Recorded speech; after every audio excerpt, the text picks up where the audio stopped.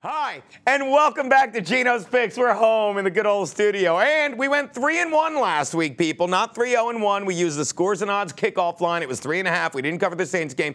But we not only went 3-1 last week, we're back to 21-23 overall, 48%. And we're 6-2 the past 2 weeks, 75%. So you cannot wait to get to the picks. But first, you know what really grinds my gears? Happened again, people. We lost another great man, a good friend of mine, to cancer this week. I'm not trying to get heavy. I'm trying to point out that I get so aggravated after shows, and sometimes the comments are like, that was such an insensitive joke. Stop it, people. I don't have time to hold your hand and give you brilliant nuggets. Like, the greatest two words in the English language are passion and ache. Not just because they're so beautiful, but they're the two greatest emotions that make you feel the most alive. I can't do that. I can't explain to you that Van Gogh couldn't do Starry Night until he did the Potato Eaters, because you have to know the basics. And I couldn't be so insensitive on stage if I wasn't so overly sensitive off stage. But not as overly sensitive as your mom's vagina. See what I did? I brought it back to crude. Let's get to the picks. My first pick, the Bucs are getting 8 from the Lions in Detroit at Ford Field. Wow. After lining up for a field goal that would have given the Lions a 7-point lead in the fourth quarter last week against the Steelers, Jim Schwartz took his idiocy to a new low and attempted a fake field goal, which, of course, like every other single play he's called this season outside of number 12, lob it up really high to number 81, failed miserably. His response in the postgame presser to defend this move was to say, "We are not afraid to be overly aggressive." Yeah, Jim, neither is a rapist, okay? And just like one, all you did was screw the people that had spent the past 3 hours trusting you. Calvin Johnson's going to be covered this week by Darrelle Revis. That's going to limit the number of good plays Schwartz can possibly call and open them up to a ton of mistakes, while a young and hungry Bucs team led by the future that is Mike Glennon, don't be fooled, he doesn't move gingerly, Bobby Rainey, and the ever-present B-Jack keeps it close, if not flat out wins it. Take the Bucs and the 8 you're getting in this one.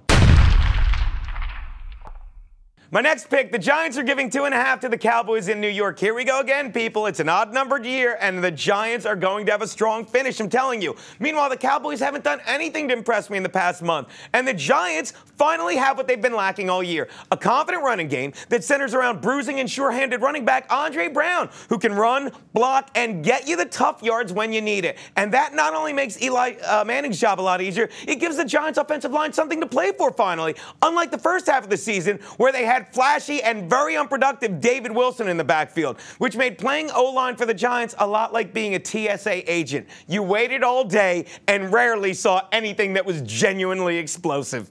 Meanwhile, the Cowboys are coming off a bye, but all that does, in my opinion, is give Jason Garrett more time to screw up. They should have never moved him from offensive coordinator, where he shined, to head coach, where he continues to underachieve. You know what? Maybe instead of Jason Garrett, Dallas should have made Brad Garrett the head coach. Because either way, you're talking about a guy who's great as a supporting role, but once you give him the lead, is unwatchable. People, take the Giants, lay the 2.5.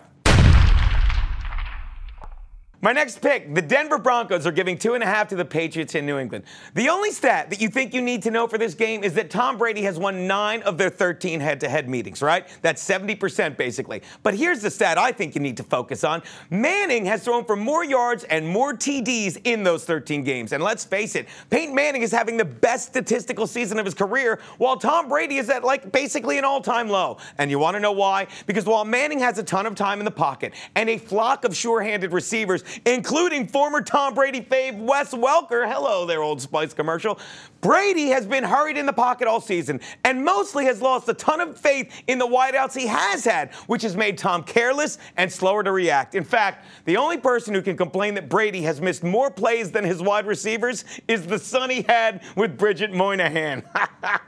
He's neglected him. Take the Broncos, lay the field goal.